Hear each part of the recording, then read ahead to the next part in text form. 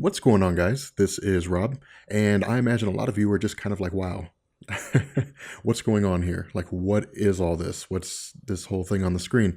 Well, first things first. For one, this video is best watched in full screen mode, but two, because of the direction that the YouTube comic book community is going in, we kind of have this mishmash of things going on across different channels. We have some channels that are strictly face cams, and they talk about comics. We have some channels that are more directed towards comics and have very little face cam. Mine would be a good example of that. And so I figured, why not bridge the gap between these two things and have a face cam alongside comic book information in the same video. So I'm a little nervous about this layout. This is obviously a work in progress. This is obviously something that will change over time, that hopefully will evolve. But any constructive criticism that you guys have, feel free to leave it down in the comments section, and I'll definitely, look over them and try to make changes accordingly. But what you guys will see on this page is you will see, of course, on the far side with regards to the section under more videos, you'll see links to various videos that I have. What you will also see is that occasionally I will reference a video, and when I do, you'll see a pop-out just like this one, that will tell you what is going on. It'll tell you whether or not you can click on that and basically take you to the video that I'm referencing.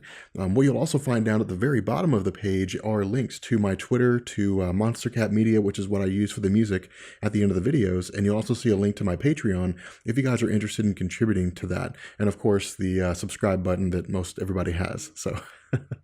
Anyway, what we're going to do in this video is we're going to talk about the Time Runs Out Secret Wars lead up, basically. This video is going to be designed to inform you what you need to be reading if what you're wanting to do is to get yourself prepared for Secret Wars 2015.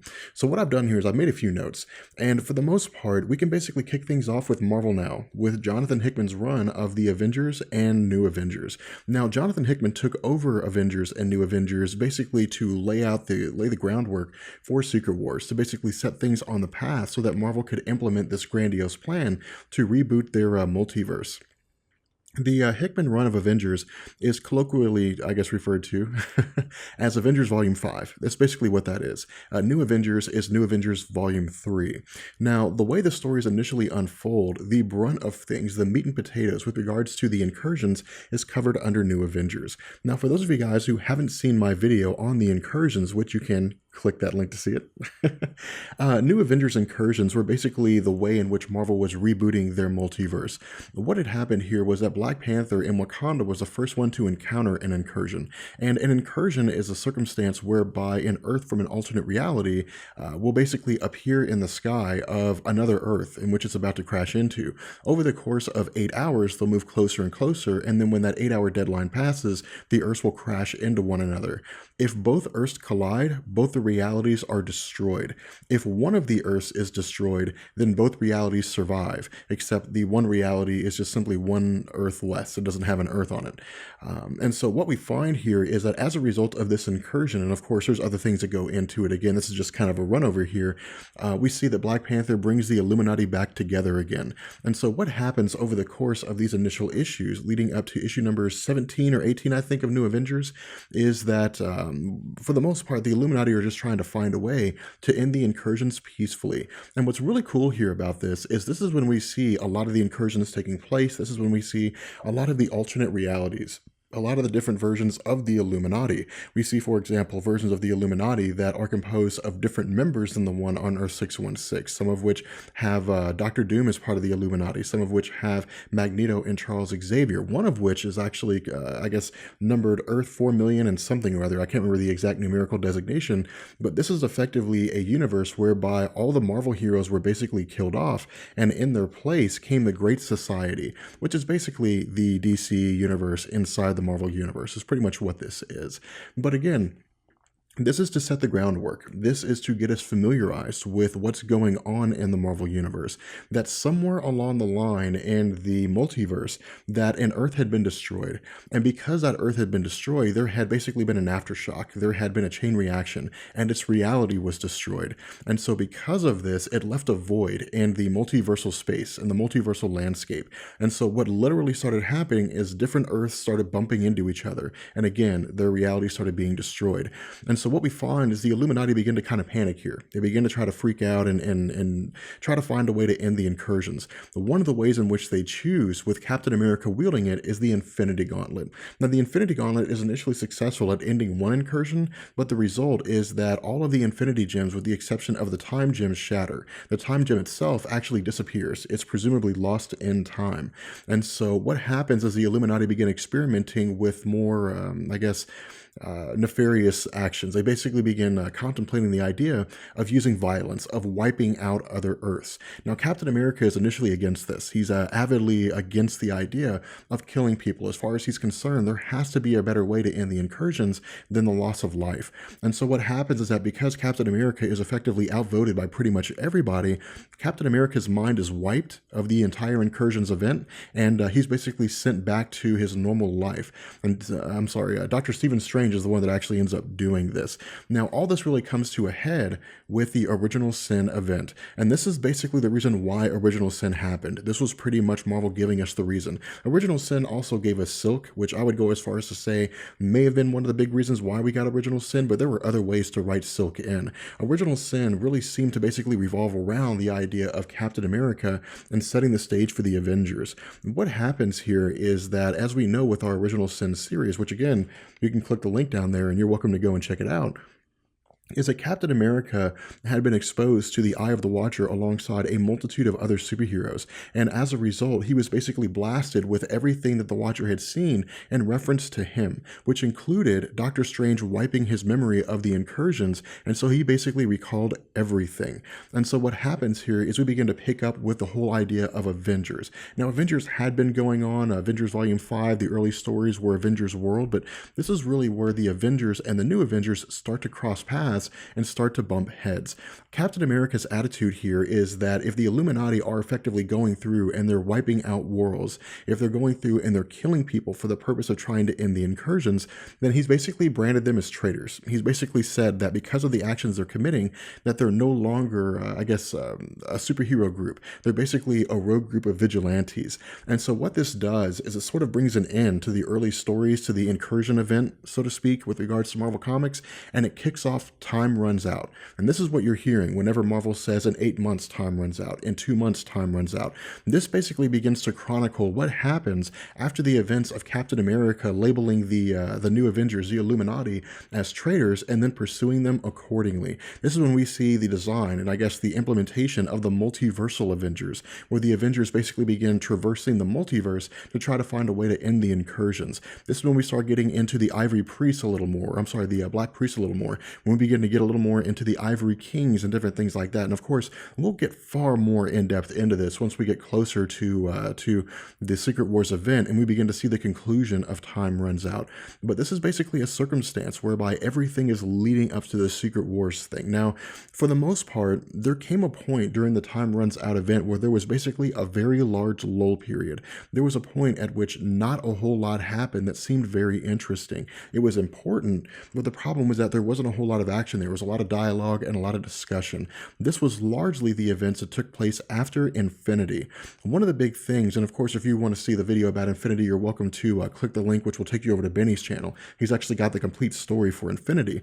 But one of the things that had happened here, one of the things that Jonathan Hickman had done with the Avengers, is he had basically continued them along the path of engaging in their own actions, of doing their own thing, of fighting their own villains, and so on and so forth. But in the background, the incursions were always going on. The incursions were continuing on. And so during the Infinity event, while we saw Captain America and his team dealing with the Builders, dealing with Thanos and the Inhumans and all that kind of good stuff, the Illuminati were still dealing with the incursions. They were still focusing on the incursions and trying to find a way to bring the incursions to an end. And again, this really all kind of ties into the incursions event and Time Runs Out and all that kind of good stuff. And so what ends up happening here is that eventually we get to a point where Namor the Submariner, after having destroyed a world, basically creates his own cabal, his own group of people, which consists of Proxima Midnight, Thanos, Corvus Clave, and so on and so forth, whereby he goes about the process of raising other worlds. His assumption here, his idea, is that if the Illuminati had cast him out for destroying a planet because they had considered other options,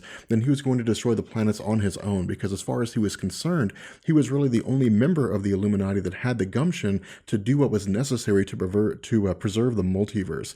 Now, And the current events and what's currently going on right now with the whole Avengers and New Avengers thing is that the entire superhero community, the Avengers, the New Avengers, everybody has pretty much come together for the realization that there's no way to stop what's happening. Hank Pym had traveled from from the multiverse back to the current location of the Illuminati. And this is when we learned that Hank Pym was an Illuminati, that when the incursions initially started happening, that somewhere along the line, Reed Richards had sent Hank Pym into the multiverse to find a way to either find the source of the incursions or to end the incursions. And what Hank Pym had found here was that the Beyonders were basically going through and wiping out all the cosmic entities and all these different alternate realities, and that ultimately they had destroyed the Living Tribunal. And when the Living Tribunal was destroyed, a different version, or I guess a version of the Living Tribunal landed on the moon in every single reality that existed in an infinite number of realities.